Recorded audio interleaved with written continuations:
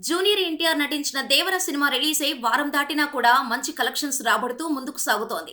Cinema విడుదలైన రోజు mixed talk తెచ్చుకున్నప్పటికీ collections పై మాత్రం ప్రభావం చూపలేదు. టాక్ తో సంబంధం లేకుండా థియేటర్లకు క్యూ కట్టారు ఆడియన్స్. ఫలితంగా ఈ సినిమా వారం రోజుల్లోనే 405 కోట్ల గ్రాస్ వసూళ్లు రాబట్టింది. దాదాపుగా అన్ని చోట్ల దేవర బ్రేక్ ఈవెన్ దాటేసింది. ఈ దసరా సెలవుల్లో వచ్చేవన్నీ లాభమేనని డిస్ట్రిబ్యూటర్లు చెబుతున్నారు. ఈ సినిమాకి కొనసాగింపుగా పార్ట్ 2 కూడా ప్లాన్ చేసిన విషయం తెలిసిందే. మరి పార్ట్ 2 ఎప్పుడు అని టైగర్ ఫ్యాన్స్ ఎదురు చూస్తున్నారు. ఎన్టీఆర్ కొరటాల కాస్త గ్యాప్ తీసుకుని దేవర 2 చేయనున్నారు. NTR America promotions beyond pest లో పాల్గొనడంతో పాటు అక్కడి మీడియాకు పలు ఇంటర్వ్యూలు ఇవ్వటం చేశారు. ఈ నేపథ్యంలో హాలీవుడ్ లో ఇచ్చిన ఓ ఇంటర్వ్యూలో దేవర పార్ట్ 2 గురించి, కొరటాల శివ గురించి ఆసక్తికర వ్యాఖ్యలు చేశాడు ఎన్టీఆర్. దేవర రిజల్ట్ బాగుంది, పార్ట్ 2 ఉంటుంది.